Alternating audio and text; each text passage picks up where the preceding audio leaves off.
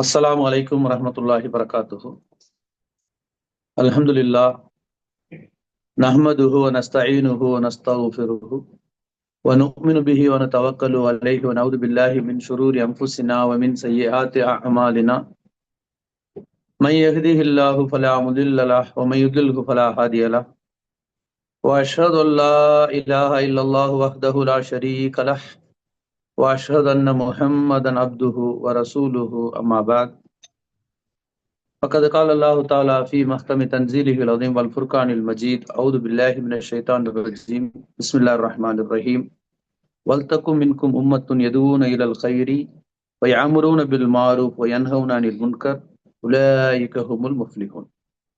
கண்ணியத்திற்குரிய எல்லாம் வல்ல அல்லாஹு ஜல்லஷானு தாலாவின் நல்லடியார்களே, எனதருமை சகோதர சகோதரிகளே, அல்லாஹ்வுடைய மாபெரும் கிருபையினால் அல்லாஹு சுப்ஹானஹு வ தஆலா நமக்கு அருளி இருக்கும் தீனுல் இஸ்லாத்தை அதன் தூய்மையான வடிவில் அறிந்து அதன் அடிப்படையில் நம்முடைய வாழ்வை அமைத்துக் கொள்ள வேண்டும் என்ற உயர்ந்த ஒரு நோக்கத்திலே இது போன்ற அமர்வுகளிலே தொடர்ந்து நாம் கலந்து கொள்ளுகின்றோம். இங்கே நாம் செவியேற்கக்கூடிய விஷயங்களை நம்முடைய வாழ்வில் செயல்படுத்தி இம்மையிலும் மறுமையிலும் வெற்றி பெறக்கூடிய பாக்கியத்தை எல்லாம் வல்ல அல்லாஹ் நம்மில் ஒவ்வொருவருக்கும் தந்தருள்வானாக என்று துவா செய்தவனாக தவறுகளை சுட்டி காட்டுவோம் என்ற தலைப்பின் கீழ் அல்லாஹும் அல்லாஹுடைய தூதர் ரசூலுல்லாஹி ஸல்லல்லாஹு அலைஹி வஸல்லம் அவர்கள் நமக்கு கூறியிருக்கக்கூடிய உபதேசங்களை இன்றைய தினம் நாம் அறிந்து கொள்ளவிருக்கின்றோம். கண்ணியத்திற்குரிய சகோதர சகோதரிகளே, தவறுகளை சுட்டி காட்டுதல் என்பது நம்முடைய வாழ்வில் இன்றியமையாத ஒரு மிகப்பெரிய ஒரு பணியாக இருக்கின்றது. பெரும்பாலும் இன்றைய காலகட்டமாக இருக்கட்டும், தூதர்களுடைய காலகட்டமாக இருக்கட்டும், மனிதர்கள் என்று சொன்னாலே அவர்களில் தவறு செய்யாதவர்கள் யாருமே இல்லை. அவ்வாறு ஒருவர் ஒரு தவறு செய்து விட்டால் அந்த தவறை அடுத்தவர்கள் சுட்டி காட்டாமல் அவர்கள் அதை விளங்கிக் கொள்ள முடியாது. அப்ப தவறு என்றால் என்ன, தப்பு என்றால் என்ன, குறை என்றால் என்ன, குற்றங்கள் என்றால் என்ன, இந்த வார்த்தை வெறுமனே வெவ்வேறு வார்த்தைகள் அல்ல. ஒரு சில பொருளுக்கு பல வார்த்தைகள் இருக்கும், அர்த்தம் எல்லாம் பாத்தீங்கன்னா ஒண்ணுதான் இருக்கும். ஆனா ஒரு சில இடங்கள்ல பாத்தீங்கன்னா சின்ன சின்ன வித்தியாசங்கள் இருக்கும். அப்ப அந்த வித்தியாசங்களை நாம விளங்கி கொள்ளும் பொழுது நமக்கு அது எப்படி நாம அந்த வார்த்தையை கையாள வேண்டும் என்றும், அதற்கு பிறகு அதை எப்படி மார்க்க அடிப்படையில நாம செயல்படுத்த வேண்டும். நன்மை ஏவி தீமையை தடுப்பது என்பது இறை தூதர்களுக்கு உரிய ஒரு பணி. இறை தூதர்கள் எதுக்கெல்லாம் அனுப்புனா, இந்த உலகத்துல எல்லாரும் என்ன செஞ்சாங்க, இறை தூதர்கள் வரட்டும், பிஸ்மில்லா சொல்லட்டும், அப்புறம் நம்ம சாப்பிடலாம், யாராச்சும் சாப்பிடாம இருந்தோமா? கிடையாது. எல்லோரும் சாப்பிட்டு கொண்டுதான் இருந்தோம், துணிமணி உடுத்திக்கிட்டு தான் இருந்தோம், திருமணம் பண்ணிக்கிட்டு தான் இருந்தோம். தூதர்கள் என்ன செய்யறாங்கன்னு கேட்டா அதை முறைப்படுத்துறாங்க. எதை உண்ணணும், எதை உண்ணக்கூடாது, அலைக்கும் ஸலாம் வரஹ்மத்துல்லாஹ், எதை உடுத்த வேண்டும், எதை உடுத்தக்கூடாது, யாரை திருமணம் செய்யணும், யாரை திருமணம் செய்யக்கூடாது என்று முறைப்படுத்துதல் தான் தூதர்களுடைய பணியாக இருந்தது. அந்த அடிப்படையில் அல்லாஹ் சுப்ஹானஹு வ தஆலா இந்த ஆயத்துல 3வது அத்தியாயம் சூரத் ஆல இம்ரானின் 104வது வசனத்துல சொல்லி காட்டுகின்றான். வல்தகும் மின்கும் உம்மத்துன் யதூன இலல் கைரி வ யஅமுரூன பில் மாரூஃப் வ யன்ஹவுன அனில் முன்கர் உலாயிக ஹுமுல் முஃப்லிஹூன். உங்கள்ல ஒரு கூட்டத்தார் இருந்து கொண்டே இருக்க வேண்டும், சமுதாயத்துல ஒரு மக்கள் கூட்டம் இருந்து கொண்டே இருக்க வேண்டும், அவர்கள் நன்மைகளை ஏவ வேண்டும், தீமைகளில் இருந்து சமுதாயத்தை தடுக்க வேண்டும். இப்படிப்பட்ட காரியத்தை யார் செய்கின்றார்களோ அவர்கள் தான் வெற்றியாளர்கள் என்று அல்லாஹ் சொல்லி காட்டும். அப்ப முதல்ல அடுத்தவர்களுடைய ஒரு தவறை சுட்டி காட்டணும்னு சொன்னா அந்த தவறை பற்றிய அறிவு நமக்கு இருக்கணும். இன்னொன்று, அந்த செய்யக்கூடியவரை பற்றிய அறிமுகமும் நமக்கு இருக்கணும். எல்லோரிடத்திலும் ஒரே மாதிரியான ஒரு சொல்வீச்சையோ அல்லது ஒரு விஷயத்தையோ, குரானையே நீங்கள் சொல்லுவதாக இருந்தாலும் அல்லாஹ்வுடைய நபி ஸல்லல்லாஹு அலைஹி வஸல்லம் சில இடங்களில எதுவுமே சொல்லாம மௌனமாக இருந்திருக்கிறாங்க. அப்போ அந்த மாதிரியான இடத்தில் மௌனமாக இருந்து விடுவது சுன்னத்து. அதுதான் அல்லாஹ்வுடைய நபி ஸல்லல்லாஹு அலைஹி வஸல்லம் நாம கற்றுக்கொள்ளக்கூடிய ஒரு முறை. இப்படிப்பட்ட ஒரு கூட்டம் என்று சொல்லி அல்லாஹ் சொன்னாலும், நான் தவறு செய்யும்போது நீங்கள் சுட்டி காட்டுவதும், நீங்கள் தவறு செய்யும்போது நான் சுட்டி காட்டுவதும் தான் உலக நடைமுறையாகவும் இறை தூதர்களுடைய சம்பவங்களும் நமக்கு எடுத்து காட்டுகின்றன. நபி ஸல்லல்லாஹு அலைஹி வஸல்லம் வந்தாங்க, எல்லாருக்கும் குறைய சொல்லி கொடுத்தாங்க, நபி ஸல்லல்லாஹு அலைஹி வஸல்லம் எந்த குறையும் இல்லை இருந்துச்சு. அது அல்லாஹ் சுட்டி காட்டணும். ஏன்? இறை தூதர்களை சுட்டி காட்டக்கூடிய அளவுக்கு நமக்கு அறிவு கிடையாது, அதனால அல்லாஹ் அதை சுட்டி காட்டுறான். அப்ப தவறு செய்யும் பொழுது சுட்டி காட்ட வேண்டும், தப்பு செய்தால் என்ன செய்யணும்? சுட்டி காட்டக்கூடாது, கண்டிக்கணும். இந்த ரெண்டுக்குள்ள வித்தியாசத்தை பார்த்துக்கணும். அப்ப தவறு என்பது மனிதன் தவறி செய்வது, பை மிஸ்டேக். இப்படி போறேன், ஒருத்தர் மேல கால் பட்டுருது, சாரிங்க தெரியாம பட்டுருச்சு. அவர் யாரா இருந்தாலும் ஒண்ணும் சொல்ல மாட்டார், பரவாயில்லப்பா அப்படிம்பாரு. அப்படியான்னு சொல்லிட்டு மறுபடியும் ஒரு உதை கொடுத்துட்டு இப்ப சாரி சொன்னா என்ன ஆகும்? இது தப்பு. முதல்லையும் கால் தான் படுது, ரெண்டாவதும் கால் தான் படுது. முதல்ல படுவது தவறு, இதை உலகம் மன்னிக்கும்.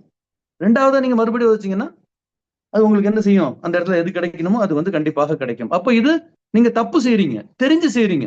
அப்ப மனிதன் தெரிந்து செய்வது தப்பு. தப்புக்கு வந்து தண்டனை, வருந்துதல், பிறரிடமிருந்து கண்டிப்பு, இல்லை என்றால் அபராதம், இதெல்லாம் வந்து அதுல வந்து வரும். ஆனா தவறு செய்வதுதான் தவறு என்ற காரணத்தினால் இந்த தவறை தான் நாம் வந்து என்ன செஞ்சிருக்கிறோம் என்ற தலைப்பாக எடுத்திருக்கிறோம். இதுக்கு வந்து இதுல இருந்து வந்து தப்பு யாருமே கிடையாது. தவறு எல்லா இடத்திலும் நிகழும், எப்ப வேண்டுமானாலும் நிகழலாம். நல்லா தெரிஞ்சு வச்சிருக்கிற ஒரு விஷயத்துல கூட எனக்கு என்ன செய்யலாம், தவறு நிகழலாம். நான் படுபடி நின்றுட்டு தண்ணி குடிச்சிருவேன். பாய் உட்கார்ந்து தண்ணி குடிங்க, இது இவ்வளவுதான். சுட்டி காட்டுதல். எனக்கு தெரியாதா, நான் எவ்வளவு ஹதீஸ் படிச்சிருக்கேன் தெரியுமா, இது அல்ல.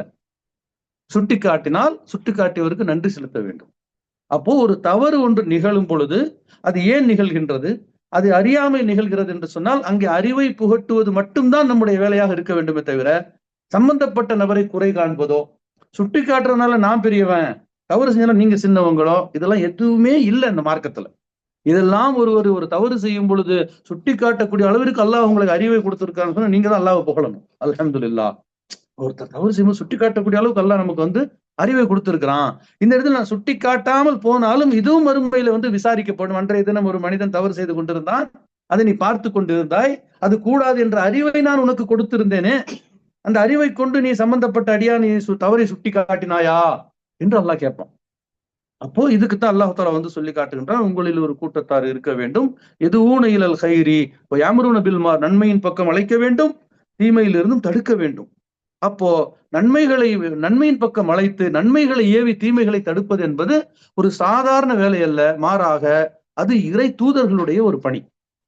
ஆகவே எனதருமை சகோதர சகோதரிகளே, தவறு என்பது ஒரு தீமை. அதை நளினமாகத்தான் நாம் எடுத்து சொல்ல வேண்டுமே தவிர எடுத்தேன் கவிழ்த்தேன் என்ற வார்த்தையை நம்முடைய பிள்ளைகளிடத்திலும் நாம் பயன்படுத்தக்கூடாது. ஒரு சிலர் பிள்ளைகள் என்று சொன்னால் தன்னுடைய அடிமைகள் என்று நினைப்பார்கள். அப்படியா? அப்படி கிடையாது. ஒரு காலம் அதுக்கப்புறம் என்ன செய்யறாங்க, பிள்ளைங்க பெற்றோர் அடிமையா நினைக்கிறாங்க. ரெண்டும் தப்பு, இரண்டுமே வந்து தப்பு. ஒரு குழந்தையை ஒரு தாய் எவ்வாறு வந்து பாதுகாக்கிறாள் என்று சொல்லக்கூடிய அல்லாஹு தாலா அந்த தாய் தந்தையருக்காக நீங்கள் எவ்வாறு இறைவனிடத்தில் பிரார்த்திக்க வேண்டும் என்றும் கற்றுக் கொடுக்கின்றான். அப்போ இந்த இரண்டுமே ஒரு காலகட்டத்தில் நீங்கள் அவர்களுக்கு பாதுகாப்பாகவும் பிற்காலத்தில் உங்களுக்கு அவர்கள் பாதுகாப்பாகவும் உலகத்தில் அல்லாஹ் அப்படி ஆக்கி வைத்திருக்கின்றான். ஆகவே தவறுகளை நீங்கள் குழந்தைகளிடம் சுட்டி காட்டுவதாக இருந்தாலும் அதற்கும் அல்லாஹுடைய நபி ஸல்லல்லாஹு அலைஹி வஸல்லம் தான் அவர்கள் முன்மாதிரியை தவிர வேறு யாருமே இந்த உலகத்துல ஆய்வு செய்தோ அல்லது அவர்களுடைய அறிவை பயன்படுத்தியோ ஒரு தவறை எவ்வாறு சுட்டி காட்ட வேண்டும் என்று யார் எந்த ஒரு கிளாஸ் வந்து எடுத்து எவ்வளவு பெரிய புத்தகத்தை வந்து எழுதினாலும் அது அல்லாஹ்வுடைய நபி ஸல்லல்லாஹு அலைஹி வஸல்லம் சொன்ன ஹதீஸுகளுக்கு உட்பட்டதாகத்தான் இருக்குமே தவிர அதையும் தாண்டி ஒரு நற்செய்தியை சொல்லக்கூடிய ஒரு செய்தி இந்த உலகத்துல நமக்கு கிடையாது. அதுக்காகத்தான் நபி ஸல்லல்லாஹு அலைஹி வஸல்லம் சொல்றாங்க, எல்லா ஜும்மாவில் நபி ஸல்லல்லாஹு அலைஹி வஸல்லம் வந்து சொல்லி காட்டுவாங்க, உங்களுக்கு வந்து உலகத்தில் இருக்கக்கூடிய வார்த்தைகளிலே மிக சிறந்த வார்த்தை அல்லாஹ்வுடைய வார்த்தை. உலகத்திலே சிறந்த வார்த்தை எது? அல்லாஹ்வுடைய வார்த்தை, கலாமுல்லாஹ், குர்ஆன். அதே போல செயல்களிலே மிக சிறந்தது அல்லாஹ்வுடைய நபி ஸல்லல்லாஹு அலைஹி வஸல்லமுடைய செயல்பாடுகள், சுன்னத்துகள், வழிமுறைகள். ஆகவே இந்த வழிமுறைகளின் அடிப்படையில் தான் நாம வந்து தவறுகளை சுட்டி காட்டணுமே தவிர இதை கடந்து நாம் போய்விடக்கூடாது. அப்போ தவறுகளை நாம் அன்றாடம் பார்க்கின்றோம், இப்படிப்பட்ட தவறுகளை சுட்டி காட்டுவது நம் மீது கடமை என்பதை நாம் விளங்குகின்றோம். ஆனால் எப்படி சுட்டி காட்டுவது என்ற இடத்திலே பெரும்பாலும் நாம் என்ன செஞ்சிருவோம், தவறு செய்து விடுவோம். சிலரை கடிந்து விடுவோம், சில இடத்துல கோபமா சொல்லிடுவோம், சிலரை எடுத்தோன்னு அடிச்சிருவோம். இதெல்லாம் நடக்குது உலகத்துல. ஆனால் இப்படி நடந்து கொள்ளக்கூடாது என்று சொன்னால் நாம என்ன செய்யணும், வார்த்தைகளை முதல்ல வந்து விளங்கி கொள்ள வேண்டும். வார்த்தைகளை வந்து எப்படி விளங்க வேண்டும் என்று சொன்னால், கட் ஆயிடுச்சா, கால் ஒண்ணு வந்து, அப்ப வார்த்தைகளை எவ்வாறு நாம் வந்து விளங்கி கொள்ள வேண்டும் என்று சொன்னால், வார்த்தைகளை பொறுத்த வரைக்கும் இப்ப நம்ம என்ன சொல்றோம், தவறு என்ற வார்த்தை தமிழ்ல சொல்லி இருக்கிறோம், தவறுகளை சுட்டி காட்டுவோம். அப்ப இந்த தவறை தொடர்ந்து உங்களுக்கு தப்பு என்ற ஒரு வார்த்தையும் இருக்கின்றது. தவறுகளைத்தான் அரபு மொழியில ஹதா, குற்றங்கள், தவறுகள் என்று சின்ன தவறுகளுக்கு வந்து சொல்லி காட்டுவாங்க. அப்ப அரபியிலிருந்து நம்ம ஆங்கிலத்திலிருந்து நம்ம ஒரு சில வார்த்தைகளை சொன்ன நம்ம மனசுல நல்லா ஆழமா பதிஞ்சிரும். அப்ப தவறு என்பது என்ன, பை மிஸ்டேக், தவறுதலாக நடந்து விட்டதுன்னா ஆங்கிலத்தில் மிஸ்டேக்னு சொல்லுவோம். அல்லது ஒரு ஃபால்ட், சின்னதா ஒரு வந்து ஃபால்ட், அல்லது ஒரு எரர். அப்ப இதெல்லாம் வந்து தவறுகளுக்குள்ளார வந்துடும். இதே தப்புன்னு சொன்னா ராங். நீங்க அங்க வந்து என்ன செய்றீங்க, தெரிஞ்சு அதை வந்து செஞ்சிருங்க, யூ ஆர் ராங், நீங்க தப்பு பண்ணிருக்கீங்க, யூ ஆர் பை மிஸ்டேக். ரெண்டுக்கு எவ்வளவு பெரிய வித்தியாசம். மிஸ்டேக் வார்த்தை சொல்லும் போது அது வந்து ஒரு தன்மையாக இருக்கின்றது. ராங் என்று சொல்லும் பொழுது அது உங்களை கொஞ்சம் வந்து சுட்டி காட்டுற மாதிரி இருக்குது. அதர்வைஸ் ஓவர் சைட், ஒரு அலட்சியமா நீங்க வந்து தப்பு நடக்கிறதுக்கு காரணமாக அமைந்து விடுவது. குடும்பத்தை பாதுகாப்பது நம்ம மீது பொறுப்பு அல்லாஹ் கொடுத்திருக்கிறான். அது நம்ம வந்து சரியான முறையில் கண்காணிக்காட்டி அங்க ஒரு தப்பு நிகழும். அப்ப நீங்க அந்த இடத்துல நீங்க வந்து ராங், இது உங்களுடைய தவறு கிடையாது. உங்களுக்கு தெரியும், உங்களுக்கு எல்லாம் அந்த கடமை எழுதுறான். யா அய்யுஹல்லதீன ஆமனு கூ அன்ஃபுஸக்கும் அஹ்லிக்கும் நாரா, விசுவாசம் கொண்ட மக்களை உங்களையும் உங்களுடைய குடும்பத்தாரையும் நரக நெருப்பிலிருந்து காத்துக் கொள்ளுங்கிறான். அப்ப நம்மை நாம் காத்துக் கொள்வதோடு மட்டுமல்லாமல் நரக நெருப்பில் இருந்து நம்முடைய கூட்டம், நம்முடைய குடும்பத்தையும் பாதுகாத்துக் கொள்வது நம்முடைய பொறுப்பு என்று அல்லாஹ் சொல்லும் பொழுது, அந்த பொறுப்பிலிருந்து நீங்கள் விலகும் பொழுது அந்த இடத்துல நீங்க வந்து யூ ஆர் ராங், நீங்க தப்பு பண்றீங்க, நீங்க அலட்சியமாக இருக்கிறீங்க அல்லது கவனமற்று இருக்கின்றீர்கள் என்று அல்லாஹ் சுப்ஹானஹு வ தஆலா நமக்கு என்ன செய்றான், சுட்டி காட்டுகின்றான். அப்ப இதற்கு இடையில வந்து இந்த தவறையும் தப்பையும் கண்டுபிடிக்கணும்னா அவர்கள்ட்ட இருக்கக்கூடிய குறைகளை நம்ம வந்து ஆய்வு பண்ணணுமா? இவரை வந்து நம்ம வந்து தவறு செஞ்சா சுட்டி காட்டணும் அப்படின்னு சொல்லி அதுக்காக மெனக்கட்டு உட்கார்ந்துக்கிட்டு அவர் என்ன செய்யறாருன்னு பார்த்து, இது வந்து குறைகளை தேடுவது. உங்க கண் முன்னால எதிர்பட்டாதான் அந்த தவறுகளை நீங்க சுட்டி காட்டணுமே தவிர, யார் யார் தவறு பண்றாங்கன்னு பைனாக்குலர் வச்சுட்டு தேட வேண்டிய பொறுப்பு வந்து நமக்கு கொடுக்கப்படல, இறை தூதர்களுக்கு கொடுக்கப்படல. இன்னமா அலைக்க பலாகுல் முபீன், தூதர்களை பார்த்து எல்லாம் சொல்லி காட்டுறான். உங்களுக்கு என்ன சொன்னேன்னு அதை எடுத்து சொல்லிட்டு போயிட்டே இருங்க. யார் என்ன பண்றாங்கிறது பார்க்க வேண்டியது நமக்கு வந்து பொறுப்பா? நம்ம மேல யாரும் சாட்டப்படலையே. இந்த உலகத்துல எத்தனை பேர் எல்லாம் எனக்கு சாட்டி இருக்கிறான், இவ்வளவு எத்தனை பேர் போய் பாரு, அவன் என்ன தப்பு பண்றான்னு கண்டுபிடி, தப்பு பண்ணா சுட்டி காட்டு, தவறு பண்ணா கண்டிச்சிரு, நமக்கு இருக்கா? இல்ல. ஆனாலும் ஒரு மனிதன் என்ற அடிப்படையில, ஒரு சகோதரன் என்ற அடிப்படையில அவனுக்கு கண்ணுக்கு முன்னால் ஒருவன் செய்யக்கூடிய தவறு தென்பட்டு விட்டால் அந்த நேரத்தில் நாம் சுட்டி காட்ட வேண்டும். எப்படி சுட்டி காட்ட வேண்டும் என்பதற்கு அல்லாஹ்வுடைய தூதர் விசுவாசம் தான் முன்மாதிரி. எல்லாத்துக்கும் அவங்க தானே முன்மாதிரி. அப்போ இதை தேடி பார்ப்பது என்பது வந்து என்ன ஆயிடுன்னு கேட்டா, குறைகளை தேடுதலாக ஆகிவிடும். இது ஒரு மூமினுக்கு அனுமதிக்கப்பட்டதில்ல. குறைகளை வந்து நாம் என்ன செய்யக்கூடாது, தேடக்கூடாது. இவன்ட்ட ஏதாச்சும் தப்பு கண்டுபிடிக்கணும், இவர் என்ன செய்யறாரு, இவர்கிட்ட ஒரு குறையை கண்டுபிடிக்கணும், இது ஒரு மூமினுக்கு அனுமதிக்கப்பட்டதே கிடையாது. அல்லாஹ்வுடைய தூதர் நபி ஸல்லல்லாஹு அலைஹி வஸல்லம் ஒரு நாள் இப்படி சஹாபாக்கள் இந்த குறைகளை வந்து அலசுறதையும் தேடுறதையும் கேள்விப்படுறாங்க. கேள்விப்பட்டவுடன் நபி ஸல்லல்லாஹு அலைஹி வஸல்லம் மக்களை ஒன்று திரட்டுகின்றார்கள். அந்த மக்களை ஒன்று திரட்டும் போது நபி ஸல்லல்லாஹு அலைஹி வஸல்லம் வந்தாங்க இல்லையா, அதை ஒரு சஹாபி அறிவிக்கும் போது சொல்றாரு, அல்லாஹ்வுடைய தூதர் நபி ஸல்லல்லாஹு அலைஹி வஸல்லம் தங்களுடைய ஆடை தரையில் இழுபட வந்தார்கள். நபி ஸல்லல்லாஹு அலைஹி வஸல்லம் ஆடை தரையில படாது. என்ன நமக்கு உபதேசம் பண்ணிருக்காங்க, நம்முடைய ஆடை தரையில படக்கூடாது. அதுக்காக தான் கணுக்காலுக்கு மேல அணிய சொன்னாங்க. அப்ப கீழே அந்த அவங்களுடைய ஆடை தரையில் இழுபடுவது கூட வந்து உணர முடியாத வகையில கோபத்தோடு அவர்கள் வந்தார்கள். மக்களை ஒன்று திரட்டினார்கள். ஒன்று திரட்டி கூறினார்கள், நாவினால் ஈமான் கொண்டு உள்ளத்தில் ஈமானின் வேர் பிடிக்காத மக்களே. சுப்ஹானல்லாஹ். யாரை பார்த்து சொன்னாங்க? சஹாபாக்களை பார்த்து சொன்னாங்க. என்ன சொன்னாங்க?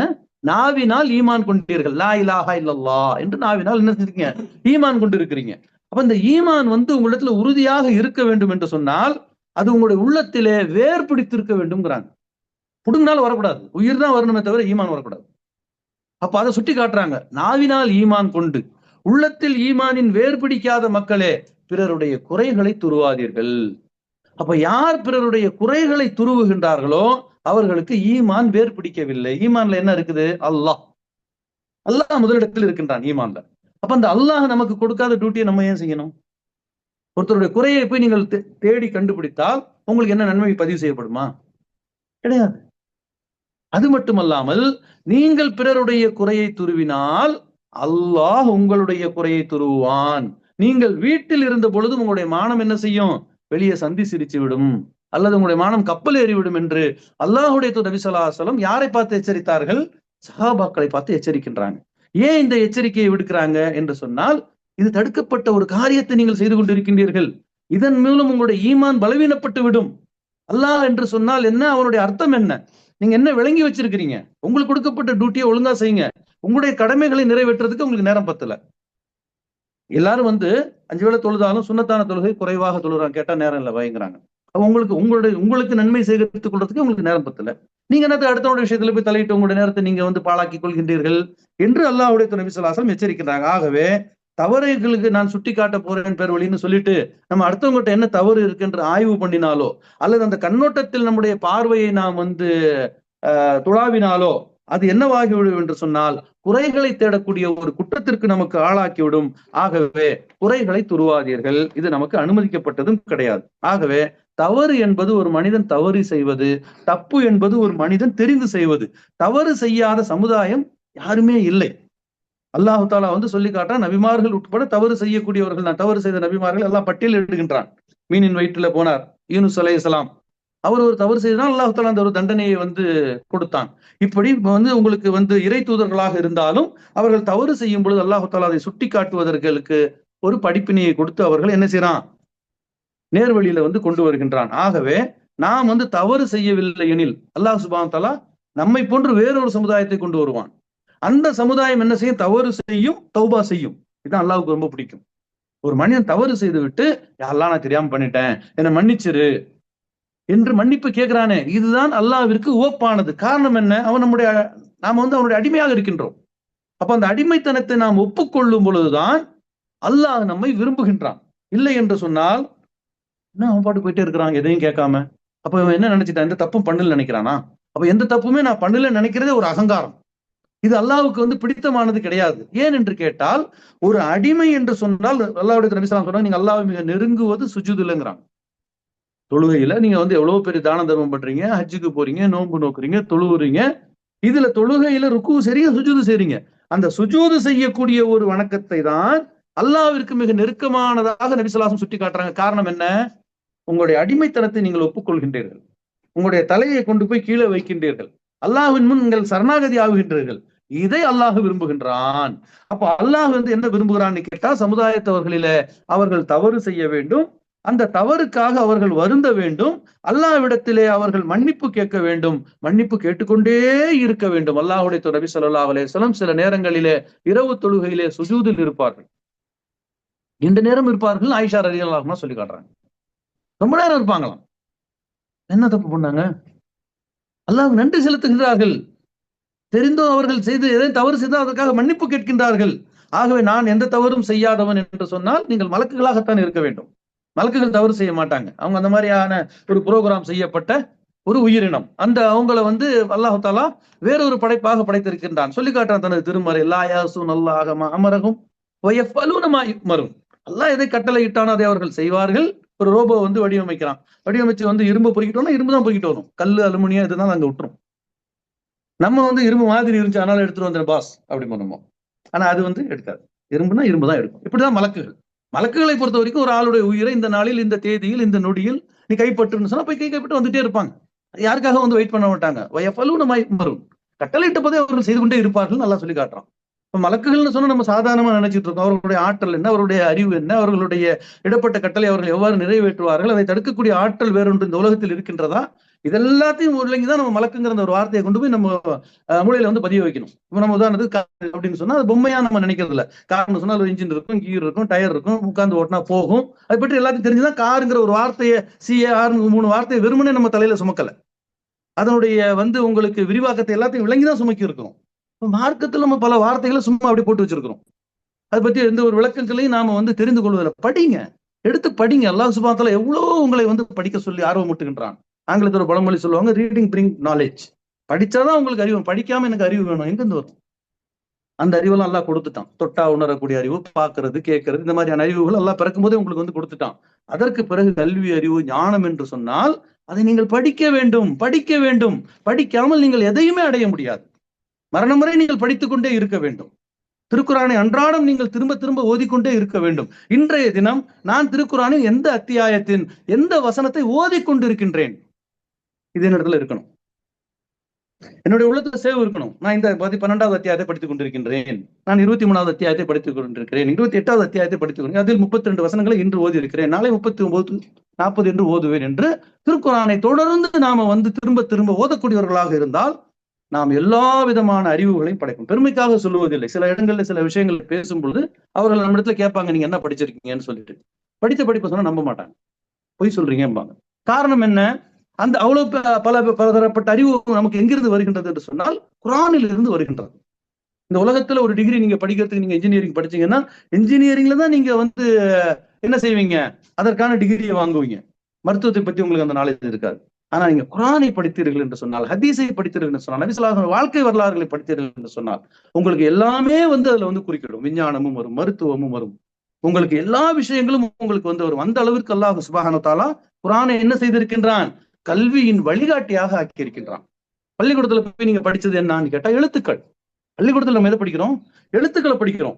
அந்த எழுத்துக்கள் பல புத்தகத்துல பல மாதிரி மாறி மாறி கிடக்கும். அதையெல்லாம் எடுத்து நாம படிக்கும் பொழுதுதான் நாம அறிவை வந்து பெற முடியும். ஆகவே தவறு செய்யாதவர்கள் நம்மில் யாருமே கிடையாது. தூதர்களாக இருந்தாலும் அவர்கள் சில சந்தர்ப்பங்களிலே தவறுகளை செய்திருக்கின்றார்கள். அந்த தவறுக்காக அவர்கள் என்ன செய்திருக்கிறார்கள்? வருந்தி இருக்கின்றார்கள். வருந்திய காரணத்தினால் அல்லாஹ் அவர்களை மன்னித்து விட்டான்.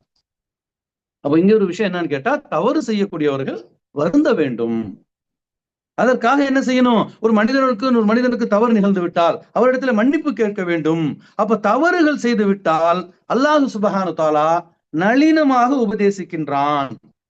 தவறு செய்யறாங்க இறை தூதர்கள், அல்லாஹ்வுடைய நபி ஸல்லல்லாஹு அலைஹி வஸல்லம் ரொம்ப கவலைப்படுறாங்க. எப்போ? அபூதாலிப் மரணப்பட்ட பொழுது ரொம்ப கவலைப்படுறாங்க. அப்போ அல்லாஹ் தஆலா வந்து சொல்றான், இன்னக்கல் யஹ்தி மன் அஹ்பப்த வலாக்கின்னல்லாஹ யஹ்தி மய்யஷா. நபியே, நீங்க விரும்பியவர்கள் எல்லாம் நேர்வழியில கொண்டு வந்துட முடியாது. அது அல்லாஹ்வுடைய கையில வந்து இருக்கின்றது. அல்லாஹ் நாடியவர்களை தான் என்ன செய்வான்?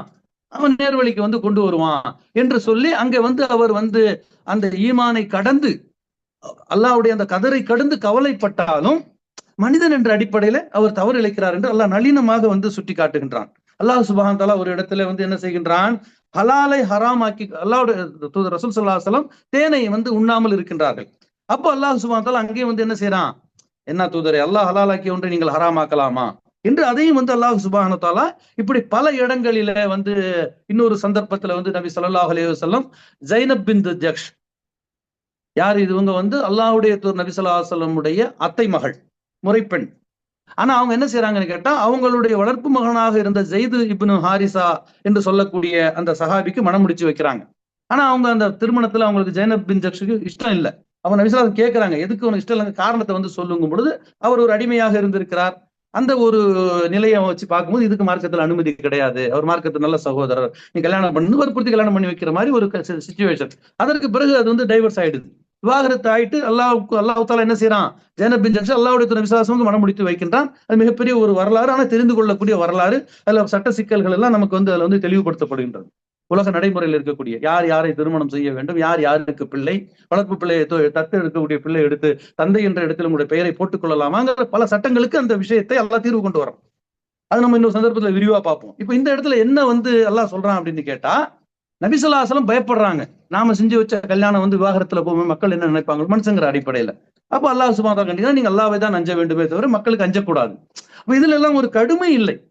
ஒரு வந்து என்ன செய்யறான்? நளினமாகவே அல்லாஹ் தஆலா அறிவுபூர்வமாக அவர்களை வந்து சிந்திக்க வைக்கிறான், செயல்பட வைக்கிறான். ஆனா அதே நேரத்தில் அல்லாஹ்வுடைய விசுவாசம் சபையில் இருந்த பொழுது ஒரு கண் தெரியாத ஒருவர் வந்து அவருக்கு வந்து சலாம் சொல்ல பொழுது நபி ஸல்லல்லாஹு அலைஹி வஸல்லம் கடுகெடுத்ததை வந்து அபஸவதவல்லா அன்ஜாஹுல் ஆமா என்று அல்லாஹ் தஆலா கண்டிக்கக்கூடிய வசனங்களை நாம வந்து பார்க்கிறோம். அப்போ இது வந்து நபி ஸல்லல்லாஹு அலைஹி வஸல்லம் செய்த ஒரு தப்பாக அல்லாஹ் பார்க்கின்றான், மற்றது எல்லாம் ஒரு தவறாக பார்க்கின்றான். அப்போ அல்லாஹ் சுப்ஹானஹு வ தஆலாவே தன்னுடைய தூதர்களிடத்துல வந்து இன்னும் என்ன சொல்றான்? ஒரு இடத்துல வந்து அல்லாஹ் சுப்ஹானஹு வ தஆலா 69வது அத்தியாயம் 44, 45, 46வது வசனத்துல சுயமாக இந்த தூதர் ஏதேனும் ஒன்றை சொன்னால் அவருடைய வலது கையை நாம் பிடிப்போம், பிடரி நரம்புகளை துண்டித்து விடுவோம்ங்கிறான். அல்லாஹ் கண்டிக்கிறான். இங்கெல்லாம் நளினம் கிடையாது. இந்த தூதர் வந்து தானா எதையும் சொல்ல மாட்டாரு. அப்படி சொன்னா நாங்க என்ன தெரியுமா செய்வோம்? அவருடைய வலது கையை பிடிச்சிருவோம். ஒண்ணு வந்து சட்டத்தை வந்து முறிச்சிருவோம். அவங்க அதிகாரம் செலுத்தினா அதை பின்பற்றுவதற்கு யாருமே இருக்க மாட்டாங்க, தான் வலது கையை பிடிக்கிறது. பிடிச்சிட்டு என்ன செய்வோம்? அவருடைய பிடரி நரம்பையும் துண்டித்து விட்டுருவோம். பிடரி நரம்பு என்பது என்ன? உயிர். இந்த பிடரி நரம்பு இருக்கின்றத இதை பற்றி மிகப்பெரிய ஆய்வு நடத்துறாங்க. இந்த பிடரி நரம்பு இந்த எலும்புகளுக்குள்ளார ஒரு நல்லி மாதிரி ஒண்ணு வருது பாருங்க, அதுதான் இந்த உடலில் இருக்கக்கூடிய பல்லாயிரக்கணக்கான நரம்புகள் எல்லாம் இணைத்து மூளைக்கு சென்று பேசிட்டே இருக்கும்போது இங்க ஒரு எறும்பு வருதுன்னா இப்படி ஒரு தட்டு தட்டுவேன் நான். இந்த செய்தியை மூளைக்கு கொண்டு போனது எது? இந்த பல்லாயிரக்கணக்கான நரம்புகளும் ஒன்று சேர்ந்து அந்த ஸ்பைனல் கார்டு சொல்லக்கூடிய அந்த முதுகந்தண்டுக்குள்ளார அந்த இது வந்து போகுது. அந்த பிடரி நரம்பு எல்லாம் சொன்னா அதை துண்டிச்சா முடிஞ்சு போச்சு ஜோலி. எல்லாமே வந்து உங்களுக்கு என்ன ஆயிடும்? எப்படி ஒரு கேபிள்ல வந்து ஒரு கம்ப்யூட்டர்ல போய் இணைக்கிறீங்க, அந்த கேபிளை கட் பண்ணா என்ன ஆயிடும்?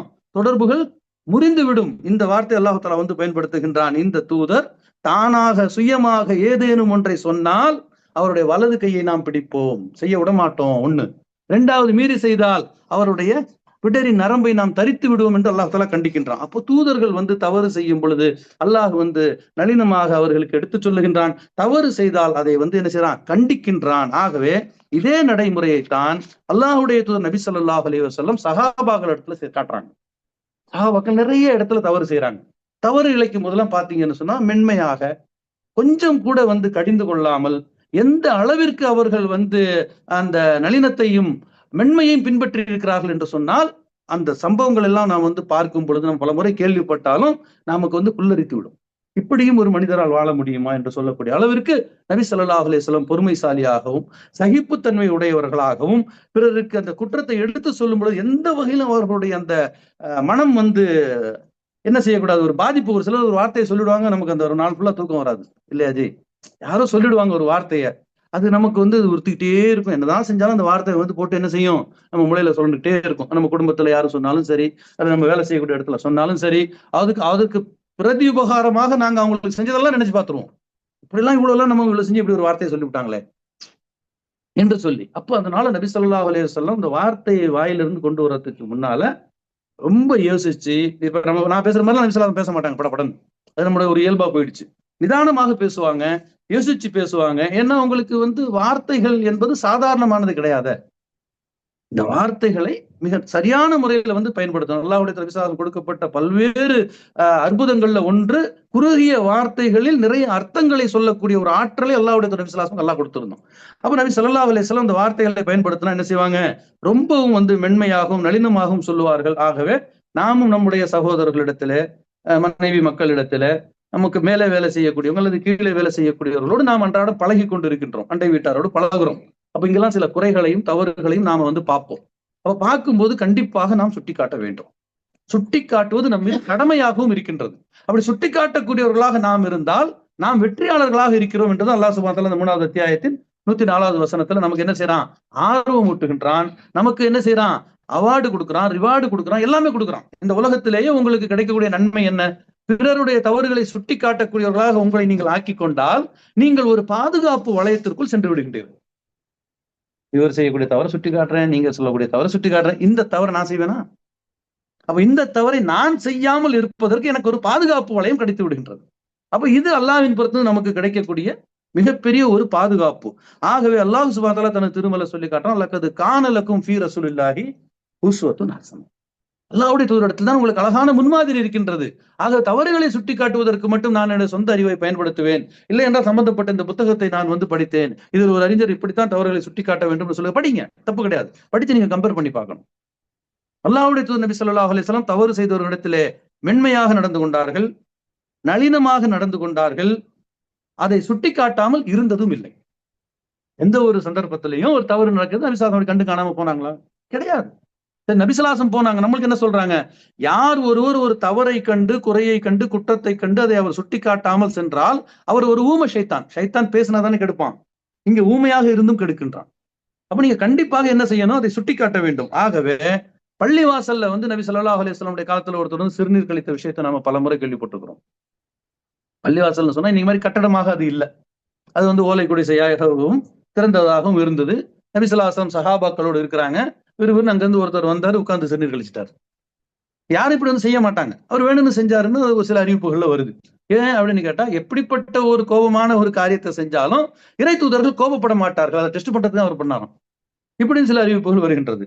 அப்ப உடனே இந்த செய்தியை பார்த்த உடனே சஹாபாக்கள் அவரை அடிப்பதற்கு விரைந்து செல்லுகின்றார்கள். யாரும் அப்படித்தான் செய்வோம், நம்ம வீட்லயோ நம்ம பள்ளிவாசலையோ ஒருத்தன் சிறுநீர் கழிச்சா விடுவோமா? விட மாட்டோம். ஆனா விட சொல்றாங்க நபி ஸல்லல்லாஹு அலைஹி வஸல்லம், பொறுங்க, அவர் சிறுநீர் கழித்துக் கொண்டிருக்கிறார், சிறுநீர் கழித்து முடிக்கட்டுங்கிறாங்க, கொஞ்சம் பொறுமையா இருங்க, ஏன் அவசரப்படுறீங்க? சிறுநீர் கழித்த பொழுது அவர் இடத்துல போய் சொல்றாங்க, நீ அவரை கூப்பிட்டு வச்சுட்டு, அப்போ இவங்களை கண்டிக்கல, சிறுநீர் கழித்தவரை கண்டிக்கல, தண்ணி ஒரு வாளியை கொண்டு ஊத்த சொல்லிட்டு, அசுத்தத்தை விட தூய்மையான தண்ணீரை நீங்கள் அதை விட அதிகமான அளவில் நீங்கள் ஊற்றினால் அந்த இடம் தூய்மை அடைந்து விடும். ஒரு குழந்தை நீங்க வெளியில வச்சிருக்கீங்க, சிறுநீர் கழிச்சிருச்சு, அதுக்காக ஒண்ணும் இல்ல, நீங்க ஒரு கிளாஸ் தண்ணி அந்த இடத்துல ஊத்துனீங்கன்னு சொன்னா அந்த இடம் தூய்மை அடைஞ்சிடும், அந்த ஆடையோட நீங்க தொழுவலாம். அப்ப இப்படி இந்த தூய்மையான சட்டங்கள் இதுல வருகின்றது. அப்ப அந்த இடத்தை தூய்மைப்படுத்தி விட்டு நபி ஸல்லல்லாஹு அலைஹி வஸல்லம் சஹாபாக்கள் பக்கம் திரும்புறாங்க. திரும்பி சொல்லி காட்டுறாங்க, இன்னமா புஇஸ்தும் முயஸ்ஸிரீன் வலம் துபுஅஸு முயஸ்ஸிரீன்ங்கறாங்க. உங்களை எல்லாம் தேர்ந்தெடுத்திருக்கின்றான். இன்னைக்கு வரைக்கும் ஏறத்தாழ நம்ம 200 கோடி முஸ்லிம்கள் உலகத்துல ஒரு செயலை செய்யறோம்னா இந்த சஹாபி செய்தார், இந்த சஹாபி சொன்னார், இந்த சஹாபி அல்லாஹ்வுடைய தூதரை பார்த்து சொன்னார் என்று சொல்லி நீங்க சஹாபாக்களை தான் நம்ம முன்மாதிரியா எடுக்கின்றோம். அப்ப இதனால அல்லாஹ்வுடைய நபி ஸல்லல்லாஹு அலைஹி வஸல்லம் சொல்றாங்க, இன்னமா புஇஸ்தும், நிச்சயமாக அல்லாஹ் உங்களை தேர்ந்தெடுத்திருக்கின்றான். எதுக்கு? முயஸ்ஸிரீன், முயஸ்ஸிரீன், நீங்கள் அந்த மார்க்கத்தை எளிமையாக ஆக்கணும், எந்த ஒரு விஷயத்தை கஷ்டமாக்க கூடாது. தொழுகை அது ஒரு பாரமா, அது ஒரு கஷ்டமா சொன்னா ஒரு செய்யுங்க, போய் அழகா தொழுதுட்டு வந்துட்டே இருங்க, கிடைச்சதை தொழுவுங்க, முடிஞ்ச மீதி இருக்கிறது பூர்த்தி பண்ணுங்க. எளிமையாகத்தான் அதை வந்து மார்க்கமாக்கி இருக்கிறது. அதை ஒரு சிலர் வந்து ஒரு பெரிய கஷ்டமான ஒரு காரியமா, அப்படியே வந்து இடம் சுத்தமா இருக்கணும், நான் தொழுகையாளி, நீ என்ன தொட்டுட்டேன், இப்படிலாம் ஒரு சிலர் வந்து பாக்குறோம். இது என்ன செய்யறது கேட்டா மார்க்கத்தை கஷ்டமாக்குறது. இப்படியா நபி ஸல்லல்லாஹு அலைஹி வஸல்லம் சொன்னாங்க? ஏன் நீங்க அதை கஷ்டமாக்குறீங்க? எளிமையாக இருங்க. இப்ப என்ன ஆயிடுச்சு, சிறுநீர் கழிச்சுட்டு அவ்வளவுதான், தண்ணி ஊற்றி முடிஞ்சு போச்சு வேலை. உங்களை எல்லாம் தேர்ந்தெடுத்தது மார்க்கத்தை இலகுவாக்குவதற்கு தானே தவிர கடினமாக்குவதற்கு அல்ல என்று சகாபாக்களை கண்டிக்கிறாங்க. கண்டிச்சுட்டு இங்க அதுக்கப்புறம் சொல்றாங்க, இது நாங்க வந்து அல்லாஹ்வை தொழக்கூடிய இடம், இந்த மாதிரி இடத்துல நீங்க வந்து சிறுநீர் கழிக்க கூடாது என்று பிறகுதான் அவருக்கு உபதேசம் பண்றாங்க. முதல்ல இங்க உபதேசம் பண்றாங்க. அப்ப அல்லாஹ்வுடைய நபி ஸல்லல்லாஹு அலைஹி வஸல்லம் இந்த தவறை எவ்வாறு கையாண்டு இருக்கின்றார்கள், சுட்டி காட்டக்கூடிய முறையை எவ்வாறு நமக்கு கற்றுக் கொடுத்திருக்கிறார்கள் என்று இதை விட ஒரு அழகான ஒரு படிப்பினைக்கு ஒரு சம்பவம் நமக்கு தேவையே இல்லை. இந்த ஒரு ஹதீஸே இந்த தலைப்புக்கு போதுமானது. ஆனாலும் அல்லாஹ்வுடைய நபி ஸல்லல்லாஹு அலைஹி வஸல்லம் வாழ்க்கையில் நடந்த இன்னும் சில சம்பவங்களை நாம் நினைவுபடுத்திக் கொண்டா இந்த இடத்திற்கு ஏதுவாக இருக்கும். அல்லாஹ்வுடைய நபி ஸல்லல்லாஹு அலைஹி வஸல்லம் ஜமாத்தோடு தொழுது கொண்டு இருக்கும் பொழுது ஒரு சஹாபி போறாரு, ஜமாத் ருக்கூல இருக்குது. இங்க இருந்து அல்லாஹ் அக்பர்னு சொல்லிட்டு ருக்கூலயே போய் சேர்ந்துடுறாரு. அவர் சேர்ந்த உடனே தொழுகைக்கு அப்புறம் அவங்க வந்து கேட்கிறாங்க, அல்ல நபி ஸல்லல்லாஹு அலைஹி வஸல்லம் அறிந்து கொண்டு கேட்டார்கள். இருவிதமான அறிவிப்புகள் இருக்கின்றது. அப்போ வந்து நபி ஸல்லல்லாஹு அலைஹி வஸல்லம் அவர் வந்து சொல்றாங்க, அல்லாஹ் தஆலா உன்னுடைய ஆர்வத்தை அதிகப்படுத்துவானாக. தொழுகையில சேருங்க, உனக்கு ஆர்வம் இருக்குல்ல, அந்த ஆர்வத்தை எல்லாம் அதிகப்படுத்தினா என்ன ஆகும், முன்கூட்டி வந்துருவ, பிரச்சனைக்கு தீர்வாயிடுச்சு. ஆகவே நீங்கள் வந்து நின்று தக்பீர் சொல்லி பிறகு ருக்கு செய்யுங்கள். ருக்குலே போய் ஜாயின் பண்றீங்களே, இனிமே இப்படி செய்யாதீங்கிறாங்க. அப்ப ஏன் செஞ்சேன்னு கேட்கல, இனிமே இப்படி செய்யாதீர்கள் சொல்லிட்டு அல்லாஹ்விடத்துல வந்து இவருடைய ஆர்வத்தை அதிகப்படுத்துவதற்கு துவா செய்து விட்டு நீங்கள் வந்து என்ன செய்யணும், தொழுகையில நின்று அல்லாஹ் அக்பர் சொல்லி அப்புறம் தான். இந்த இடத்துல பல பேர் வந்து ருக்குலன்னா நின்றுட்டே இருப்பாங்க, ருக்குல ஜாயின் பண்ண மாட்டாங்க. ருக்குல ஜாயின் பண்ணா ஒரு ரக்காத்து கிடைக்கும் என்ற செய்தி அவர்களுக்கு தெரியவில்லை. இன்னும் ஒரு சிலர் என்ன செய்வாங்க, நீங்க சஜிதாவுக்கு போயிட்டாங்க, அவர் வந்து அல்லாஹ் அக்பர் பாரு, அவர் ஒரு ருக்கு செய்வாரு, அதுக்கப்புறம் அவர் ஒரு சஜிதால வந்து ஜாயின் பண்ணுவாரு, இமாமுக்கு இவருக்கு எந்த சம்பந்தமும் இருக்காது. அப்ப இப்படியும் சிலர் தொழுகிறாங்க. இதுக்கெல்லாம் என்ன காரணம்னு கேட்டா, இமாம் ஜமாத் ருக்குவில் இருக்கும் நாம் என்ன செய்ய வேண்டும் என்ற சட்டத்தை இவர்கள் கேட்டதில்லை, பார்த்ததில்லை, படித்ததில்லை என்று ஒருபுறம் சொன்னாலும் நாம் அதை எடுத்து சொல்லவில்லை என்ற ஒரு குற்றச்சாட்டை தான் நான் வைப்பேன். எல்லாருக்கும் தெரியுற மாதிரி நபி ஸல்லல்லாஹு அலைஹி வஸல்லம் எல்லா சஹாபாக்களும் சொன்னதுனால தெரிஞ்சு. அப்ப இத்தனை உலமாக்கள் உலகத்துல இருக்கிறீங்க, ஏன் இந்த சட்டத்தை சொல்ல மாட்டேங்கிறீங்க? ஜமாத்தோட தொழுதுட்டு இருக்கும்போது வெளியில நின்று ஏன் சுன்னத் தொழுகிறாங்க? இதெல்லாம் ஏன் நடக்குது? தானா நடக்குதா? தானா நடக்கல, நாம சொல்லவில்லை, நாம அதிகமாக சொல்லணும். மார்க்கத்தை எந்த அளவுக்கு சொல்றீங்க? ஒரு ஊரில் இருக்கக்கூடிய ஒரு இமாம் இந்த ஊர்ல இருக்கக்கூடிய எல்லா அந்த மக்களுக்கு குறைந்தபட்சம் தொழுகையின் சட்டத்தை முழுமையாக நான் சொல்லிவிட்டேன் கையை உயர்த்துவதற்கு, அல்லாஹ் நாடியவர்களை தவிர யாராலும் முடியாதுன்னு தான் நினைக்கிறேன். நம்ம ஊர்ல எல்லா ஊர்லயும் என்ன செஞ்சிருக்கிறோம், ஒரு பள்ளிவாசலை கட்டி வச்சிருக்கிறோம். நம்ம ஊர் வீடுகளை விட பள்ளிவாசலை சிறந்த முறையில் அலங்கரிச்சிருக்கிறோம். நம்ம வீட்டை விட பள்ளிவாசலை சுத்தமா வச்சிருக்கிறோம். அங்க வந்து எல்லா புத்தகங்களையும் வாங்கி வச்சிருக்கிறோம். அங்க ஒருத்தரை நியமித்து அவர்களுக்கு சம்பளமும் கொடுக்கிறோம். அதை சொல்லி காட்டுறதுக்காக சொல்லல, எதுக்காக அதை செஞ்சிருக்கிறோம், நோக்கம் என்ன? நம்முடைய பிள்ளைங்களுக்கு குர்ஆனை கற்றுக் கொடுக்கணும், நமக்கு ஒழுக்கத்தை கற்றுக் கொடுக்கணும், நமக்கு வந்து 5 வேளை நின்று தொழ வைக்கணும், ஜும்மாவில் சில உபதேசங்களை வந்து செய்யணும்.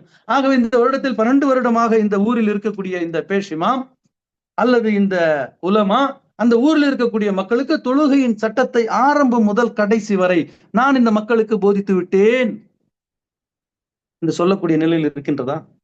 ரொம்ப கம்மி, ரொம்ப கம்மி. அவங்க பாட்டு ஜும்மான்னு சொன்னா அந்த ஜும்மாவுக்கும் அந்த ஊருக்கும் அந்த அட்மாஸ்பியருக்கும் அந்த காலகட்டத்திற்கும் சம்பந்தமே இல்லாத ஒன்றை ஓதுவார்கள். உண்மையிலேயே அந்த தொகுக்கப்பட்ட குத்பா புத்தகத்துல ஈதுல் ஃபித்ருக்கு என்று ஒரு உரை இருக்கின்ற, ஈதுல் அதாவுக்கு என்று ஒரு உரை இருக்கின்றது. ஒரு முறை ஈதுல் ஃபித்ருக்கு ஈதுல் அதாவை வந்து ஒருத்தர் படிக்கிறார். அங்கதான் வந்து குர்பானி கொடுக்கறதெல்லாம் பத்தி வருது. அப்புறம் தான் நான் கவனிக்கிறேன், அதான் ஒண்ணுமே புரியாத நமக்கு. ஜும்மால ஓதுறது என்ன புரியுது? யாருக்குமே புரியாது. இன்னும் சொல்ல போனா ஓதுறவருக்கும் தெரியாது. அப்ப இப்படிப்பட்ட ஒரு மார்க்கத்தையா நபி ஸல்லல்லாஹு அலைஹி வஸல்லம் நமக்கு கற்றுக் கொடுத்தார்கள்? இப்படிப்பட்ட ஜும்மாவையா நபி ஸல்லல்லாஹு அலைஹி வஸல்லம் நமக்கு கற்றுக் கொடுத்தார்கள்? அப்ப நாம வந்து மார்க்கத்தை மக்களுக்கு முழுமையாக சொல்லவில்லை என்ற அந்த குற்றச்சாட்டோடு நாம வந்து பார்க்கும் பொழுது, ஒரு ருக்குவில் வந்து அந்த காலத்தில் சஹாபி இணைந்தார், அவருக்கு நபி ஸல்லல்லாஹு அலைஹி வஸல்லம் சட்டங்களை வகுத்து கொடுத்தார். உலகம் உள்ளளவும் இப்படிப்பட்ட ஒரு நபர் இருந்து கொண்டே இருப்பார், அவருக்கு நாம் சட்டங்களை சொல்லணும். இன்று ருக்குவிலே ஜமாத் இருக்கும் பொழுது ஒருவர் வந்து என்ன செய்கிறார், நின்று கொண்டே இருக்கிறார், ருக்குவில் சேர்ந்து கொள்வதில்லை. ஒவ்வொருவரும் ஒரு சிறந்து செய்யறாங்க, ஆனா சட்டம் ஒன்றுதான். ஆகவே அல்லாஹ்வுடைய தூதர் நபி ஸல்லல்லாஹு அலைஹி வஸல்லம் அவர்களுக்கு நளினமான முறையில் இதை சொல்லிக் கொடுத்தார்கள். அதே போல தொழுகையில் தும்மலுக்கு பதில் கூறிய ஒரு சஹாபி, கேள்விப்பட்டிருப்பீங்க இந்த ஹதீஸ். இந்த தலைப்புக்கு மிக நெருக்கமான விஷயங்களை நான் உங்களுக்கு வந்து சொல்றேன். அல்லாஹ்வுடைய தூதர் நபி ஸல்லல்லாஹு அலைஹி வஸல்லம் அந்த ஆரம்ப காலத்துல தொழுகையில் வந்து பேசுவதும் தடுக்கப்படாமல் இருந்தது. அப்போ ஒரு சஹாபி வெளியூர் பயணம் போகும்பொழுது தொழுகையில வந்து பேசுவது தடுக்கப்பட்டு விடுகின்றது. அவர் பயணத்திலிருந்து திரும்பி வர்றாரு, தொழுகையில வந்து ஜாயின் பண்றாரு. தொழுகையில ஜாயின் பண்ணி தொழுது இருக்கும் ஒருத்தர் வந்து தும்முறாரு. தும்மும்போது அல்ஹம்துலில்லாஹ்னு சொல்றாரு. தொழுகையில தும்மும்போது அல்ஹம்துலில்லாஹ் சொல்லலாம். ஏன்? தொழுகையில் அல்ஹம்துலில்லாஹ் சொல்லலாம், சுப்ஹானல்லாஹ் சொல்லலாம், அல்லாஹ் அக்பர் சொல்லலாம். இதுக்கு மார்க்கத்துல அனுமதி இருக்கின்றது. அப்போ ஒரு அல்ஹம்துலில்லாஹ்ங்கிறார். இவர் எர்ஹம் கல்லான்ட்டார். எர்ஹம் கல்லா என்பது மனிதர்களோடு பேசுவது, அல்ஹம்துலில்லாஹ் என்று அல்லாஹ்வோடு பேசுவது. அப்ப எர்ஹம் கல்லா என்று இவர் சொன்ன உடனே மற்ற சகாபாக்கெல்லாம் இவரை மறைச்சு பாக்குறாங்க. அப்ப இவருக்கு புரிஞ்சிருச்சு, நம்ம ஏதோ தப்பு பண்ணிட்டோம் அப்படின்னு சொல்லிட்டு. அப்போ அவர் மனசுல பயந்துகிட்டே தொழுகிறாரு. இப்ப நம்ம மனிதர்கள்ட்ட பேசிட்டோமே, எர்ஹம் கல்லான்னு சொல்லிட்டோமே, எல்லாரும் வேற முறைக்கிறாங்களே, நபி ஸல்லல்லாஹு அலைஹி வஸல்லம் செயல் எப்படி இருக்குமோ என்று அஞ்சுகிறார். ஆனால் தொழுகையை முடித்து விட்டு சலாம் கூறிவிட்டு அல்லாஹ்வுடைய நபி ஸல்லல்லாஹு அலைஹி வஸல்லம் இவருக்கு பக்கத்துல சொல்லுகின்றார், இது தொழுகை, ஹாதிஹிஸ் ஸலா, இது ஒரு தொழுகை. இதுல தஸ்பீஹ் இருக்கின்றது, தக்பீர் இருக்கின்றது, வக்ராஅத்துல் குர்ஆன், குர்ஆனை ஓதுவது இருக்கின்றது. ஆனால் மக்களிடம் பேசுவது என்பது இல்லை, அது தடுக்கப்பட்டு விட்டது. அப்ப நீ இரஹம்லான்னு சொன்னது மக்களிடம் பேசுவது. ஆகவே இதை நீங்கள் செய்யாதீங்க. ஏன்னா உங்களுக்கு தொழுகையில் அனுமதிக்கப்பட்டது தஸ்பீஹ், தக்பீர், கிராஅத்துல் குர்ஆன், இதுதான் அனுமதிக்கப்பட்டிருக்கிறது. மனிதனிடம் பேச தடுக்கப்பட்டு விட்டது என்று சொல்லிவிட்டு அந்த சஹாபி சொல்லுகின்றார், வல்லாஹி வலா சதமணி வலா தரமணி, என்னை அவர் அடிக்கவும் இல்லை, என்னை சத்தம் போட்டும் சொல்லவில்லை, என்னை அதட்டவும் இல்லை, என்னுடைய தாய் தந்தை அவர்களுக்கு அர்ப்பணமாகட்டும், என்னுடைய வாழ்நாளில் அதற்கு முன்னரோ அதற்கு பின்னரோ இப்படிப்பட்ட ஒரு ஆசிரியரை நான் பார்த்ததே இல்லை என்று அந்த சஹாபி சொல்லி காட்டுகின்றான். அப்ப அல்லாஹ்வுடைய தூதர் நபி ஸல்லல்லாஹு அலைஹி வஸல்லம் ஒருவரிடத்திலே ஒரு தவறு நிகழ்ந்து விட்டால், எவ்வளவு அழகான முறையில், நம்ம வீட்டுல ஒரு பிள்ளைங்க இருக்கு, ஒரு தவறு பண்ணிடுச்சுன்னா அந்த குழந்தை உடனே பயப்படும், எங்க அப்பா எங்களை அடிச்சிருவாரோ, சத்தம் போடுவாரோ, அதட்டுவாரோ என்று நினைக்கக்கூடிய நேரத்தில் நீங்கள் அதட்டாமல், சத்தம் போடாமல், அடிக்காமல் அந்த குழந்தைக்கு நீங்கள் அந்த விஷயத்தை புரிய வைத்தீர்கள் என்று சொன்னால், இந்த சஹாபியுடைய உள்ளத்தில் அல்லாஹ்வுடைய நபி ஸல்லல்லாஹு அலைஹி வஸல்லம் எப்படி உயர்ந்த இடத்தில் இருக்கின்றார்களோ அப்படி உங்களுடைய பிள்ளைகளுடைய இடத்திலே நீங்கள் உயர்ந்த இடத்தில் இருப்பீர்கள், மிக உயர்ந்த இடத்தில் இருப்பீர்கள். நீங்கள் அதட்டுவதனாலோ அடிப்பதினாலோ நீங்கள் பிறருக்கு எதுவுமே கற்றுக் கொடுத்து விட முடியாது. எத்தனையோ ஆசிரியர் அடியாத பிள்ளை படியாது என்றெல்லாம் சொல்லுவார்கள். ஆனாலும் மிகப்பெரிய ஆய்வாளர்கள் அடிப்பதினால் குழந்தைகளுடைய அறிவு வளர்வது இல்லை, படிப்பதனால் தான் அறிவு வளரும். அப்போ ஒரு தப்பு பண்ணான்னா அவன் எந்த சப்ஜெக்ட்ல வீக்குன்னு பாரு, 25 வாட்டி எழுதிட்டு வான்னு பனிஷ்மெண்ட் கொடு. உங்களுடைய தண்டனை அவன் என்ன செய்யும்? அறிவாளியாக மாற்றும். அப்ப இப்படி சொல்லக்கூடியவர்களும் உலகத்துல இருக்கிறாங்க. அப்ப அல்லாஹ்வுடைய தூதர் நபி ஸல்லல்லாஹு அலைஹி வஸல்லம் எந்த ஒரு சந்தர்ப்பத்திலும் தவறு செய்யக்கூடியவர்களிடத்திலே மென்மையாக நடந்து கொண்டார்கள். ஒரு சந்தர்ப்பத்தில் நபி ஸல்லல்லாஹு அலைஹி வஸல்லம் வாழ்க்கையில நடந்த இது ஒரு நிகழ்வு. இது இதுல என்னன்னா, வீட்டுக்கு வீடு வாசப்படி நம்ம சொல்லுவோம் இல்லையா? அல்லாஹ்வுடைய தூதரின் மனைவிகளாக இருந்தாலும் சஹாபி பெண்களாக இருந்தாலும் அவர்களிடம் அந்த இயல்புகள் இருக்கத்தான் செய்யும். ஏன்னா ஆயிஷா ரலியல்லாஹு அன்ஹா ஒரு சந்தர்ப்பத்துல ஏதோ வார்த்தையை சொல்லும் பொழுது, என்ன மேப்படியான் விளையாடி விட்டானா என்று நபி ஸல்லல்லாஹு அலைஹி வஸல்லம், ஷைத்தான் உன்னுடைய புத்தியை கெடுத்து விட்டானான்னு கேட்கிறாங்க. கேட்கும்போது ஆயிஷா என்ன சொல்றாங்க, அல்லாஹ்வுடைய தூதர் ஷைத்தானா என்னிடத்துல? அவங்க என்ன நினைச்சிட்டு இருந்தாங்க தெரியுமா? ஷைத்தான்லாம் நம்மகிட்ட வரமாட்டான்னு அவங்க நினைச்சிட்டு இருந்திருக்காங்க. ஆனா நபி ஸல்லல்லாஹு அலைஹி வஸல்லம் சொல்றாங்க, முன்னிடத்தில் தான் ஷைத்தான் வந்திருக்கின்றான், அதனால்தான் இன்றைய தினம் ரோஷம் கொண்டு இருக்கிறாய் என்று நபி ஸல்லல்லாஹு அலைஹி வஸல்லம் அது ஷைத்தானுடைய ஒரு வேலை என்று சுட்டி காட்டி இருக்கிறாங்க. அப்படி நபி ஸல்லல்லாஹு அலைஹி வஸல்லம் மனைவியர்ல ஒருத்தங்களுக்கு அவங்க வீட்டுல நபி ஸல்லல்லாஹு அலைஹி வஸல்லம் இருக்கும் பொழுது வேறொரு மனைவி வீட்டுல இருந்து பழங்கள் ஏதோ ஒரு தட்டுல அந்த உணவு பதார்த்தத்தை கொடுக்குறாங்க. அதை இங்க வீட்டுல இங்க இருக்க ஒரு பிரச்சனை இருந்தாலும் அந்த பழத்தட்டை வாங்கி அவங்க போட்டு உடைச்சிடுறாங்க. உடைச்சது யாரு? அல்லாஹ்வுடைய நபி ஸல்லல்லாஹு அலைஹி வஸல்லம், மூமின்களுடைய தாய். அவங்க உடைச்சத நபி ஸல்லல்லாஹு அலைஹி வஸல்லம் கொண்டு வந்தவர் நிக்கிறாரு, பழத்தை போட்டு உடைச்சிட்டாங்க. அவங்க பொறுமையாக என்ன செய்யறாங்க? அதை சுத்தப்படுத்துறாங்க. சுத்தப்படுத்தி அதை இடத்துல வச்சுட்டு அதற்கு பகரமாக வீட்டுல இருக்கக்கூடிய வேற ஒரு பாத்திரத்தை எடுத்து அந்த கொண்டு வந்தவர்கிட்ட போய் கொடுக்கும் பொழுது, இன்று உன்னுடைய தாய் கொஞ்சம் ரோஷமாக இருக்கிறாள் என்று சொல்லி படிப்பிடுறாங்க. அவங்ககிட்ட ஒரு வார்த்தையும் பேசல, அதற்கு பிறகும் பேசல. அப்போ சில விஷயங்களை சில இடங்களில் நீங்கள் பேசாமல் இருப்பதும் நபி வழி, ஒரு சுன்னத்து நபி என்று நாம விளங்கினால், தாய்க்கும் தாரத்திற்கும், மாமியார் மருமகள், அல்லது உங்களுடைய சகோதரிக்கும் உங்களுடைய மனைவிக்கும் இப்படிப்பட்ட பிரச்சனைகள் வரும் பொழுது அந்த இடத்தில் நீங்கள் பேசுவதனால் அந்த பிரச்சனை பெருசாகும். பேசாமல் இருப்பதினால் அது என்ன ஆகும்? அது சாந்தமாக அது நிகழ்ந்து விடும். காரணம், இது பெண்களுடைய ஒரு இயல்பு. அல்லாஹ்வுடைய நபி ஸல்லல்லாஹு அலைஹி வஸல்லம் இப்படி பல சந்தர்ப்பங்களிலே அவர்கள் என்ன செய்திருக்கின்றார்கள்? மௌனமாக இருந்திருக்கின்றார்கள் என்பதையும் நாம் கவனத்தில் கொள்ள வேண்டும். ஆகவே அருமை சகோதர சகோதரிகளே, தவறு என்று சொல்லுவதை நாம் என்ன செய்ய வேண்டும்?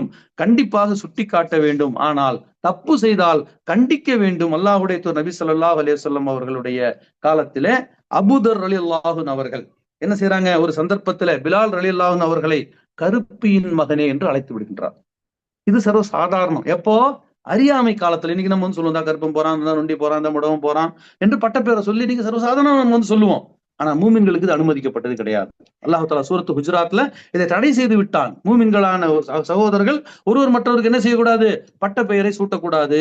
ஒரு சமுதாயம் இன்னொரு சமுதாயத்தை சாதாரணமாக கருதக்கூடாது, அவர்களை அலட்சியப்படுத்தக்கூடாது, அவர்களை சிறுமையான ஒரு பார்வை பார்க்கக்கூடாது என்றெல்லாம் அல்லாஹ் பல உபதேசங்களை செய்கின்றான்.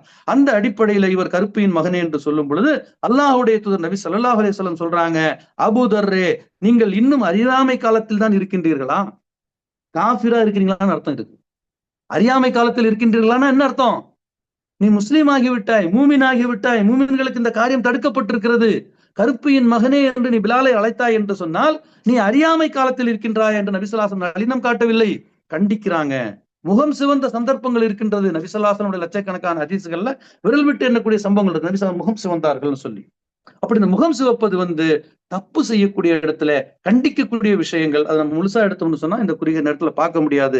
ஆகவே தவறு என்று ஒருவர் செய்து விட்டால் அதை நாம் நம்முடைய கண்ணுக்கு முன்னால் தென்பட்டால் அதை நளினமாக நாம் அவர்களுக்கு சுட்டிக்காட்ட வேண்டும். தப்பு செய்தார்களே ஆனால் அதை நாம் கண்டிக்க வேண்டும். அந்த இடத்தில் நம்முடைய முகத்திலே கோபத்தை நாம் காட்ட வேண்டும். இன்னும் சொல்ல போனால் ஒருவர் தவறு செய்து விட்டேன் என்று நம் முன்னால் சொன்னால், அல்லது நாம் கடந்த காலத்தில் ஏதேனும் தவறு செய்திருந்தால் இதை நாம் வெளியே சொல்லக்கூடாது. இது உங்களுடைய கண்ணியத்திற்கு குறைவாகவும் தேவையற்ற பிரச்சனைகளையும் அது ஏற்படுத்தும். ஆகவே நாம் தவறான காரியங்களை பிறர் செய்து இருந்தால் கடந்த காலத்தில் அதை சுட்டிக்காட்டவும் கூடாது. நாம் தவறான ஒரு காரியத்தை செய்திருந்தால் அது ஒரு பெருமையாக நான் அப்ப தப்புலாம் பண்ணிட்டு இருந்தேன், இப்பெல்லாம் பண்ணல, அதெல்லாம் சொல்லக்கூடாது, அதை நினைவுபடுத்தக்கூடாது. ஆகவே இதெல்லாம் ஆயிஷா ரலியல்லாஹு அன்ஹா சாதாரண ஒரு விஷயத்தை, கடந்த காலத்துல இருந்த விஷயத்தை, கத்திஜா ரலியல்லாஹு அன்ஹா பற்றிய விஷயத்தை அப்படி எடுத்து சொல்லும் பொழுது அதை ஒரு புறம் என்று சொல்லி கண்டிக்கிறாங்க நபி ஸல்லல்லாஹு அலைஹி வஸல்லம். ஆயிஷாவே, நீர் சொன்ன இந்த வார்த்தையை கடலில் கொண்டு போய் கலந்தால் கடலே நாறி விடும். கடல் நாருமா? கடல்ல பெருங்காயம் கலக்கின கதை நம்ம பழமொழி சொல்லுவோம். பெருங்காயம் என்பது போட்ட இடத்துலயும் மணக்கும், எடுத்தது காலி டப்பாவும் மணக்கும். பெருங்காயத்தை பயன்படுத்தி பல வருஷம் தான் டப்பா என்ன செய்யும், மணக்கும். ஆனா இந்த பெருங்காயத்தை கொண்டு போய் கடல்ல போட்டீங்கன்னா கடல்ல பெருங்காயம் மணக்குமா? மணக்காது. இதுக்குதான் உதவாத ஒரு செயலுக்கு கடல்ல பெருங்காயம் கலக்கின கதைன்னு சொல்லுவாங்க நம்ம தமிழ் மொழியில, ஒரு அழகான தமிழ் பழமொழி. அப்ப இந்த அடிப்படையில நபி ஸல்லல்லாஹு அலைஹி வஸல்லம் சொல்றாங்க, நீ சொன்ன இந்த வார்த்தையை கொண்டு போய் நான் கடல்ல போட்டா கடலே நாறி விடும் என்று சொல்லுகின்றார்கள் என்று சொன்னால் இந்த இடத்துல நபி ஸல்லல்லாஹு அலைஹி வஸல்லம் கண்டிக்கின்றார்கள், நளினத்தை பயன்படுத்தவில்லை. ஆகவே நளினமாக சொல்லக்கூடிய இடங்களிலே நாம் தவறுகளை சுட்டி காட்டினாலும் தப்பு செய்கிறார்கள் என்று தெரியக்கூடிய இடத்துல நாம் அதை கண்டிக்கக்கூடியவர்களாக நம்மை ஆக்கிக் கொள்ள வேண்டும். இதுதான் அல்லாஹுடைய தூதர் ரசூலுல்லாஹி ஸல்லல்லாஹு அலைஹி வஸல்லம் அவர்களுடைய வழிமுறை என்பதை விளங்கி அல்லாஹ் சுப்ஹானஹு வ தஆலா நமக்கு ஒரு அழகான ஒரு செய்தியை சொல்லுகின்றான். வல்தக்கும் மின்கும் உம்மத்துன் யதூன இலல் கைரி வ யஅமுரூன பில் மாரூஃப் வ யன்ஹவுன அனில் முன்கர் உலாயிக ஹுமுல் முஃப்லிஹூன். உங்களின் ஒரு கூட்டத்தார் இருந்து கொண்டே இருக்க வேண்டும், அவர்கள் நன்மையின் பால் மக்களை அழைக்க வேண்டும், அவர்களை நன்மை செய்ய தூண்ட வேண்டும், தீமைகள் செய்வதிலிருந்து அவர்களை தடுக்க வேண்டும். இப்படிப்பட்ட ஒரு கூட்டத்தாராக இருந்தால் நீங்கள் தான் வெற்றியாளர்கள் என்று அல்லாஹ் சுப்ஹானஹு வ தஆலா நமக்கு வாக்களிக்கின்றான். அல்லாஹ் சுப்ஹானஹு வ தஆலா வாக்களித்த அந்த ஒரு பொறுப்பை எடுத்து செயல்பட்டு இம்மையிலும் மறுமையிலும் வெற்றி பெறக்கூடிய பாக்கியத்தையும், யாரேனும் நமக்கு ஒரு தவறை சுட்டி காட்டினால் அவர்களுக்கு நன்றி செலுத்தக்கூடிய மனிதர்களாக, ஏன்னா அன்றிலிருந்து அந்த தவறு செய்யாதவன் நான் மாறுகின்றேன் அல்லவா, அப்ப என்பது நன்மையால் தான் அவர் அந்த நன்மையை நமக்கு ஏவி இருக்கிறார் என்று விளங்கி இருபுறத்திலும் இறை தூதருடைய அந்த முன்மாதிரியை பின்பற்றக்கூடிய மக்களாக அல்லாஹ் சுப்ஹானஹு வ தஆலா நம் அனைவரையும் ஆக்கி அருள் புரிவானாக. வாஹிரு தாவான் அல்ஹம்துலில்லாஹி ரப்பில் ஆலமீன். அகூலு கௌலி ஹாதா அஸ்தக்ஃபிருல்லாஹி லி வ லக்கும்.